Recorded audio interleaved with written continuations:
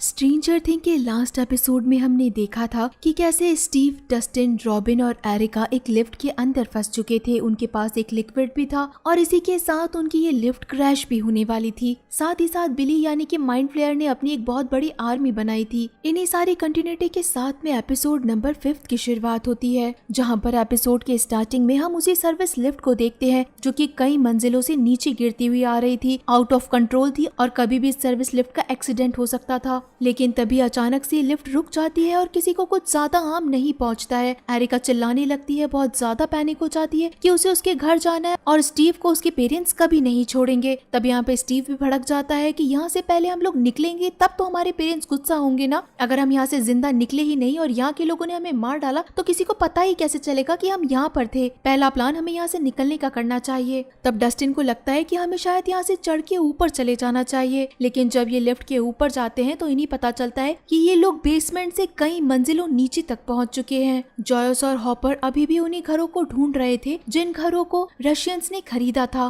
तब उन्हें आखिरी घर के बाहर कुछ गाड़ियां मिलती है, इसी कारण वो घर को फाइंड आउट करने के लिए अंदर तक पहुंच जाते हैं। जॉयस को तब फ्लोर के नीचे से आवाज आने लगती है और उसी फ्लोर पे रखे हुए बेड के नीचे से एक खुफिया रास्ता था। जब जॉयस और हॉपर इसी रास्ते की मदद से नीचे तक पहुंचते हैं तो ये रास्ता एक लैब के जैसे दिखाई दे रहा था, जहाँ पर ऑलरेडी एक रशियन साइंटिस्ट और एक टेक्नीशियन काम कर रहे थे। गाइस, ये वही रशियन साइंटिस्ट था जो कि हमें पहले एपिसोड में भी दिखाया गया था। इसका नाम एलेक्सी था, जिसे इंग्लिश लैंग्वेज बिल्कुल नहीं आती थी। इसी कारण वो हॉपर की किसी भी बात का जवाब नहीं दे पा रहा था। साथ ही साथ हम उस आदमी को भी देखते हैं जो कि लैरी के ऑफिस में आया था और उसने हॉपर को भी बुरी तरीके से मारा था। असल के अंदर ये कोई नॉर्मल आदमी नहीं था, बल्कि रशियन आर्मी का एक सोल्जर था। और हॉपर के बारे में पता चलते ही वो भी इसी घर के अंदर पहुंच जाता है और बेसमेंट में जाने के बाद उसे टेक्नीशियन बंधा हुआ दिखाई देता है। हॉपर पीछे से आके इस सोल्जर के सर के ऊपर बंदूक रख देता है। इस सोल्जर को रशियन और इंग्लिश दोनों आती थी, इसी कारण वो हॉपर से बात कर पा रहा था और कहता है कि तुम मुझे कभी नहीं मार सकते। तब हॉपर कहता है कि मैं तुम्हें मार सकता हूँ, पहले तो तुम्हें मेरे शहर के अंदर आने की इजाजत नहीं है और आने के बाद तुम कोई एक्सपेरिमेंट भी कर रहे हो तो मैं तुम्हें जिंदा बिल्कुल नहीं छोड़ूंगा। लेकिन ये सोल्जर काफी ज्यादा स्ट्रॉन्ग था, इसी कारण हॉपर की गोली चलने के बावजूद भी वो वहाँ से बच जाता है और हॉपर से अच्छी खासी फाइट करता है। यहाँ जॉयस एलेक्सी को लेके साइड में खड़ी थी और हॉपर से उस सोल्जर की लड़ाई के बीच में ये दोनों बाहर निकल जाते हैं। तब हॉपर भी इस सोल्जर के पैर पे काफी जोर से वार करता है। बाहर निकलने के रास्ते पे वो बेड को गिरा देता है और साथ ही साथ उसके ऊपर एक अलमारी भी गिरा देता है। जॉयस कार स्टार्ट करती है और ये दोनों रशियन साइंटिस्ट को लेके यहाँ से भाग जाते हैं। जिसके बाद हम जॉनथन को देखते हैं जिसकी जॉब चली गई थी, इसी कारण घर पे वो आराम से सो रहा था और यहाँ पे कॉल आता है नैन्सी का। नैन्सी उसे कॉल करते ही कल रात के बारे में सब कुछ बताती है कि कैसे वो मिसेस ट्रेस्कॉट से मिलने के लिए गई थी। ये वही लेडी है जिन्हें हॉस्पिटल में ले आया गया था क्योंकि वो फर्टिलाइजर खाते हुए मिली थी और उसकी पिछली रात की हरकतें, लाइट्स का ब्लिंक होना, उनके ऊपर माइंड फ्लेयर का अटैक, ये सारी चीजें नैन्सी को पुराने माइंड फ्लेयर के बारे में इशारा देती है। नैन्सी यहाँ पे जॉन को मिलने के लिए बुलाती है और साथ ही साथ ये भी कहती है कि विल कहाँ पर है और एल कहाँ पर है। यहाँ हम हॉपर, जॉयस और एलेक्सी को देखते हैं। इन्होंने एलेक्सी को एक पेड़ से बांध रखा था। जॉयस उसे कम्युनिकेट करने की कोशिश कर रही थी कि आखिर तुम लोग ऐसा क्या कर रहे हो जिससे कि मेरे फ्रिज से मैग्नेटिज्म चला गया है और इस पूरे शहर से भी मैग्नेटिज्म जाने वाला है। यहाँ हॉपर को पसंद नहीं आता कि जॉयस एलेक्सी से बात कर रही है। इन लोगों की गाड़ी भी खराब हो गई थी। एलेक्सी रशियन के अंदर समझाने की कोशिश कर रहा था कि ये गाड़ी फटने वाली है, लेकिन हॉपर फिर भी बात नहीं मानता। और तभी इस गाड़ी में धुआं निकलने के बाद जब जॉयस बाहर निकलती है तो गाड़ी भी ब्लास्ट हो जाती है। इसी कारण अब इन लोगों को काफी दूर तक पैदल पैदल ही जाना पड़ता है। अब यही सारी चीजें एल वॉइड के अंदर जाकर देखती है क्योंकि काफी दिनों से हॉपर भी गायब था और हॉपर के साथ में जॉयस भी थी। बच्चों को पता चलता है कि हॉपर और जॉयस दोनों मिलकर किसी दूसरे शहर इलिनॉइस जा रहे हैं। असल के अंदर हॉपर अपने एक दोस्त के पास जाना चाहता था जिसे रशियन लैंग्वेज आती थी। जॉयस को उस दोस्त के बारे में नहीं पता था और ये दोस्त मूरी था गाइस, यानी कि वही जर्नलिस्ट जिसने की नैन्सी और जॉन की मदद की थी। और साथ ही साथ यूएस से ये न्यूज रशिया तक भी पहुंच गई थी, वो भी मूरी के कारण ही कि हॉकिंस के अंदर दूसरी दुनिया का दरवाजा खुला है। यहाँ पे बच्चों को पता चल चुका था कि हॉपर और जॉयस इस टाइम पे साथ हैं। इधर इस माहौल के अंदर भी जब मैक्स एल की हेल्प कर रही थी उसके नोज से ब्लड साफ करने के अंदर, तो माइक को यहाँ इस टाइम पे भी एल की फिक्र हो रही थी। तो ल्यूकस और मैक्स आपस में में बातें करने लगती है और ये बातें भी अंदर खड़े होकर मैक्स और एल सुन लेते हैं। और उसी टाइम यहाँ पे नैन्सी और जॉनथन भी पहुंच जाते हैं। दूसरी तरफ लिफ्ट के अंदर अभी भी स्टीव, डस्टिन, रॉबिन और एरिका को बाहर जाने का कोई रास्ता नहीं मिला था। अभी तक इन लोगों को यहाँ पे रुके हुए पूरी रात बीत चुकी थी, यानी कि 8 घंटे। इसी कारण एरिका को लगता है कि वो इस ग्रीन लिक्विड को पी सकती है, लेकिन उसी टाइम रॉबिन उसे रोक लेती है और साथ ही साथ उसे किसी के नजदीक आने की आवाजें भी आने लगती है। इसी कारण ये चारों लिफ्ट के ऊपर छुप जाते हैं। यहाँ पे रशिया के 2 लोग आते हैं जो कि अपनी छोटी सी ट्रॉली के अंदर सारे कंटेनर्स को रख के वहाँ से लेके जाने लगते हैं। दरवाजा बंद होने से पहले ही स्टीव नीचे उतरता है और उस ग्रीन लिक्विड की बोतल को गेट के अंदर अटका देता है, तीनों को बाहर निकालता है और लास्ट के अंदर स्टीव जब बाहर निकलता है तो वो बोतल ऑलमोस्ट टूटने ही वाली थी और टूटने के बाद उस पूरी जगह पे मानो एसिड गिर जाता है। इस जार के अंदर एक वेनम टाइप का लिक्विड था। इन सबको लगता है कि बाहर निकलने के बाद शायद इन्हें एग्जिट मिल चुका है, लेकिन असल के अंदर ये एक बहुत बड़ी लॉबी थी जो कि शायद कभी खत्म ही ना होती। दूसरी तरफ हम यहाँ पे नैन्सी और जॉन को देखते हैं जो कि मिसेस ट्रेस्कॉट के बारे में सब कुछ इन बच्चों को बताती है कि आखिर कैसे ये लोग एक लेडी से मिले जो कि बहुत अलग बिहेव कर रही थी और साथ ही साथ कल रात उन्हें अलग तरह के अटैक आने लगी, पूरी बॉडी ब्लैक होने लगी, हर जगह लाइट्स ब्लिंक होने लगी, साथ ही साथ उनकी बॉडी का टेम्परेचर भी गिर गया।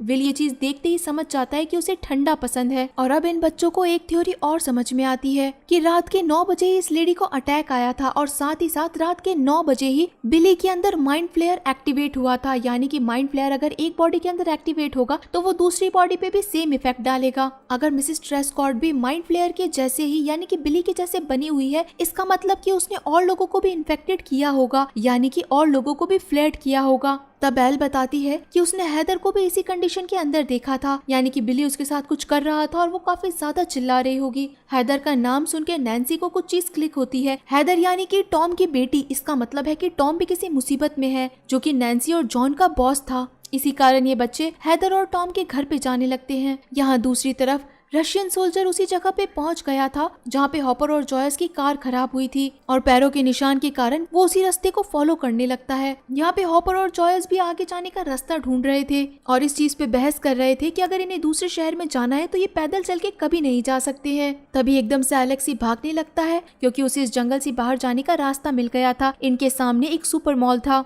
जहाँ से ये लोग कुछ खाने पीने की चीजें खरीदते हैं और हॉपर को अपने सामने एक कार वाला दिखाई देता है। हॉपर उस आदमी को पागल बनाता है और कहता है कि मेरे साथ में जो है ये एक बहुत बड़ा क्रिमिनल है, अगर इसे जेल तक नहीं पहुंचाया गया तब तक बहुत ज्यादा देर हो जाएगी। हॉपर उस आदमी को पागल बनाता है, एलेक्सी और जॉयस को कार में बिठाता है और वहाँ से कार चोरी करके भाग जाता है। इधर स्टीव, डस्टिन, रॉबिन और एरिका भी एक साथ आगे बढ़ते जा रहे थे जहाँ इनका रास्ता खत्म ही नहीं हो रहा था और तब ये लोग इस लिक्विड के बारे में बात करते हैं जिससे कि रॉबिन को पता चलता है कि ये लिक्विड प्रेमेथीमियम है जो कि किसी न्यूक्लियर को बनाने में काम आती है। लेकिन आखिर रशियंस हॉकिंस के छोटे से शहर के अंदर इतना भयानक लिक्विड आखिर किस काम में ले रहे होंगे और वो लोग इससे क्या चीज बनाना चाहते होंगे। तब यहाँ पे स्टीव और डस्टिन आपस में बात करते हैं कि क्या रशियंस को भी पता चल चुका है कि हॉकिंस के अंदर दूसरी दुनिया का दरवाजा खुला है, और अगर उनको पता चला है इसका मतलब है कि धीरे धीरे करके शहर में सबको पता चल जाएगा। आगे जाने के बाद इन्हें एक हॉल टाइप का दिखाई देता है। यह असल के अंदर रशियंस का एक सीक्रेट ऑफिस था जहाँ पे काफी सारे साइंटिस्ट थे और साथ ही साथ हद से ज्यादा सिक्योरिटी भी थी।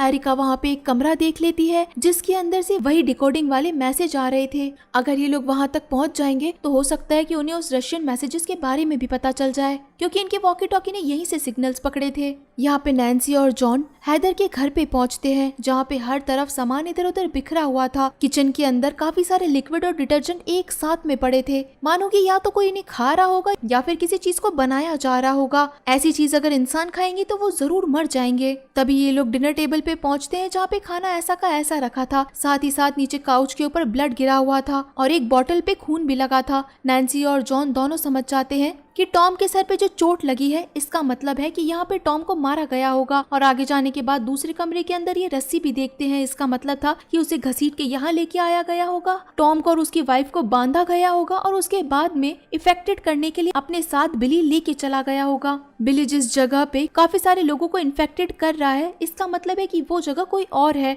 और उसके बारे में वो एल को पता नहीं चलने दे सकता था। लेकिन ये लोग उस जगह का पता कैसे लगाएंगे। तभी नैन्सी कहती है कि मिसेस ट्रेस्कॉट बार बार एक जगह पे जाने की जिद कर रही थी कि उसे बस जाने दिया जाए। तो विल कहता है कि अगर वो जाना चाहती है तो हमें उन्हें जाने देना चाहिए, उनके पीछे पीछे जाकर हम रास्ता पता कर सकते हैं। दूसरी तरफ रशियन सोल्जर मॉल के अंदर आके रिसेप्शन के ऊपर जोर जबरदस्ती करता है और उससे हॉपर के बारे में सब कुछ पूछ लेता है। यहाँ हॉपर जॉयस और एलेक्सी के साथ में मुरी के घर पे पहुंच चुका था, लेकिन मुरी एलेक्सी को लेने से पहले उससे रशियन में ही बात करता है कि वो भी एक बेकार इंसान है जो कि हमारे स्टेट के अंदर घुस गए हैं। मुरी को इस रशियन साइंटिस्ट के ऊपर कोई खास विश्वास नहीं था, इसी कारण वो पूरी तरीके से तहकीकात करता है और चेकिंग करता है कि इसके अंदर कोई ट्रांसफॉर्मेशन तो फिट नहीं है ना। लेकिन जॉयस भड़क जाती है कि यहाँ पर पूरा शहर बर्बाद होने वाला है, सब खतरे के अंदर है, कल रात इनके ऊपर गोलियां चली थी और आज मुरी बस टाइम वेस्ट कर रहा है। कुछ भी करके वो जल्द से जल्द बस इस रशियन से बात करे और पता लगाए कि आखिर ये लोग करना क्या चाहते हैं। यहाँ स्टीव, डस्टिन, रॉबिन और एरिका उसी कम्युनिकेशन रूम में पहुंचने के लिए एक सोल्जर के पीछे पीछे जाते हैं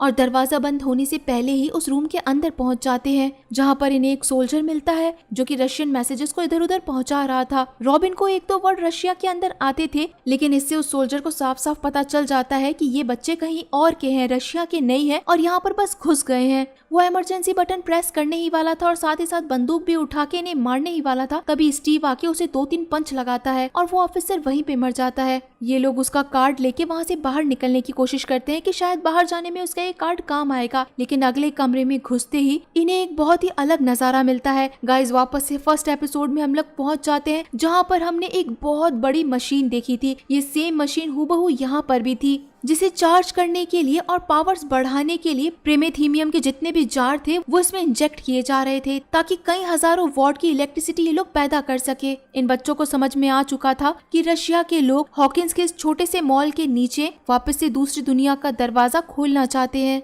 अब मिसेस ट्रेस्कॉट को छोड़ने के लिए यहाँ जॉन, नैन्सी और बाकी सारे बच्चे हॉस्पिटल पहुँचते हैं, लेकिन वहाँ की नर्स एक बार में सिर्फ 2 लोगों को जाने की परमिशन दे सकती थी। इसी कारण नैन्सी और जॉन जाके उस लेडी को देखना चाहते थे। लिफ्ट के अंदर नैन्सी भी यहाँ पे जॉन से माफी मांगती है और ल्यूकस भी माइक को समझाता है कि जाके एल से बात करो, वो भी तुमसे बात करना चाहती है। यहाँ पे जब नैन्सी और जॉन आगे बढ़ते हैं और कमरे के अंदर पहुँचते हैं तो इन्हें माहौल ठीक नहीं लगता है और ऊपर से यहाँ पे वो लेडी भी नहीं थी। तभी पीछे से टॉम आता है जिसका पूरा शर्ट खून से भरा हुआ था और वो नैन्सी और जॉन को कहता है कि मैंने तुम्हें मना किया था कि इस केस से दूर रहना। टॉम उनके ऊपर अटैक कर देता है, जिससे कि जॉन को टॉम को धक्का देना पड़ता है और ये लोग कमरे से बाहर निकलते हैं तो यहाँ पे इन्हीं के ऑफिस का एक और आदमी जिसका नाम ब्रूस था वो इनके सामने ही खड़ा था। इसका मतलब था कि टॉम ने और लोगों को भी इन्फेक्टेड कर दिया है। उसी टाइम यहाँ पे माइक भी एल से बात करता है और इन दोनों को फिर से पैचअप हो जाता है। नैन्सी और जॉन यहाँ से भागने लगते हैं तो इन्हें पता चलता है कि यहाँ के काफी सारे लोग मर गए हैं, पेशेंट, डॉक्टर कोई भी नहीं बचा। अपनी जान बचाने के लिए ये लोग इमरजेंसी एग्जिट से भागने लगते हैं और कॉल भी करते हैं, लेकिन रिसेप्शन पे जो नर्स थी वो किसी और से बात कर रही थी।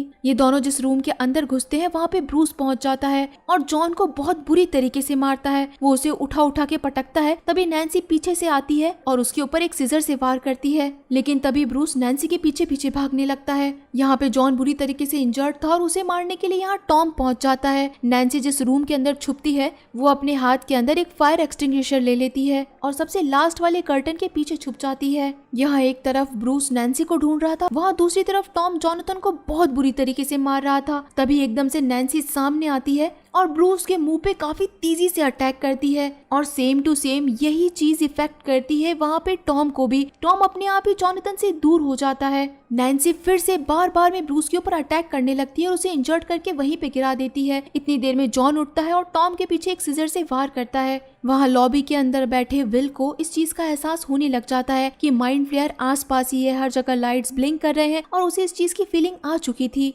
यहाँ दूसरी तरफ हम देखते हैं कि ब्रूस और टॉम दोनों की बॉडी एकदम से पिघलने लग जाती है और इन दोनों की बॉडी के सारे मसल्स लिक्विड में बदल जाते हैं, एक स्टिकी लिक्विड जो कि आगे आगे बढ़ता जाता है, वैसे ही जैसे हमने उन सारे फटे हुए चूहों को देखा था जो कि अपने आप ही मूवमेंट करते हुए आगे बढ़ रहे थे। इन दोनों की बॉडी आगे बढ़ती है जहाँ से नैन्सी और जॉन भी निकल के बाहर आते हैं। ये सारा लिक्विड मिलके इकट्ठा हो जाता है, एकदम से लाइट चली जाती है, हर जगह डार्क हो जाता है और लाइट आने के बाद यहाँ पर एक बहुत बड़ा मॉन्स्टर बन जाता है, वैसा ही मॉन्स्टर जो कि स्टील फैक्ट्री के अंदर भी था। और तभी गाइस ये शानदार एपिसोड यहीं पे खत्म हो जाता है। तो क्या ये चिल्लाता हुआ मॉन्स्टर जॉन और नैन्सी को मार डालेगा या फिर तभी यहाँ पे एल आके इन दोनों को बचा लेगी? गाइस ये तो हमें नेक्स्ट एपिसोड में ही पता चलेगा। तो चलिए फिर मिलते हैं आप सभी लोगों से अगले एपिसोड में, तब तक के लिए टाटा।